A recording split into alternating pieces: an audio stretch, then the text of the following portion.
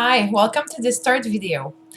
Today I'd like to share with you a little bit about not my experience as a vet spouse, but as an enemy of a veteran with PTSD.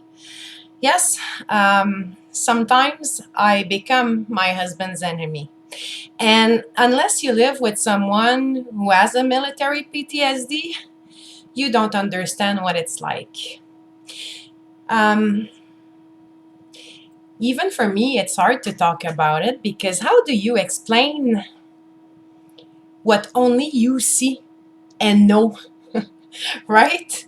I mean, I'm sure I'm not the only one who feels this way. Well, let me start by the very beginning. How do I become my husband's enemy? When he feels an emotion of not being good enough, inadequate, when he sees that I have needs, for instance, or I have a pain that concerns him, so he doesn't have empathy towards me. This I understood this a long time ago. My husband, in order to be able to fully function as a good soldier in environments that made no sense, regarding the poverty, the atrocities, the deaths, everything. It was another world, and he had to adapt. And part of the adaptation he had to make, I'm sorry, I hope my English is understandable for everybody. But part of this was that he had to learn how to completely cut himself from the feeling of empathy towards other. So my husband is a great man. If an old person, for instance, trips, he will be the first one to help that person and to make sure that she's all right. But he will feel no empathy towards her. So he will do his job to help, support, but even in his tone of voice, you will hear no empathy. Here we go, ma'am. Are you okay, ma'am? Stand up, ma'am. Are you okay? But no, like, oh, are you okay? No, nothing of this. So, of course, when I cry, he doesn't have empathy for my pain. But the emotion of seeing me having pain and not knowing what to do with it, or not feeling good enough, or that range of emotion triggers him. So the fact that he's triggered, and the fact that I'm the person he loves the most on this planet, the fact that I'm the face he remembers when he wants to die, so it makes me a very special person. And with the special person that I am, well, I have a special role. I'm his enemy. I see aspects of him that nobody else can see. I know what lies in him at a level that nobody can understand and believe.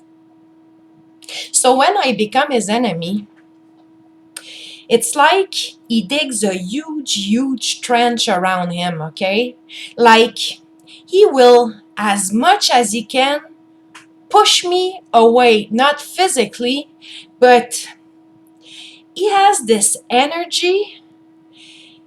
It's a wall, I'm telling you. And you can't cross it. You can't cross that trench. Because on the other side of the trench, there's my suffering husband, the one who needs me, the one who needs me to hug him until he feels better, the one who's suffering, the one who desperately needs someone. Well, his military culture makes him dig a huge trench. It's huge. And my mission is to cross that trench For years, I fell into the trench. And when I fell into the trench, we were playing under his rules. Because reality become very twisted, and when you don't realize it, at one point you believe that you're becoming crazy yourself, and I'm not kidding. Because you don't deal the same way you would deal with your husband. So I'm the enemy. Anything I will do, anything I will say, he will hear it in a special way. He will understand it. His perception, is all based on the fact that I'm the enemy and my intention is to hurt him. Wow. That's a challenge because he was trained, he's experienced in doing so. When he was in military and had to tell to someone, you move over here, he didn't have to repeat it 3 times and 4 times. Not through his words only, but by his energy. And, for me, it's clear it's a biological switch. I know it's the wound. I know it's not my husband talking to me.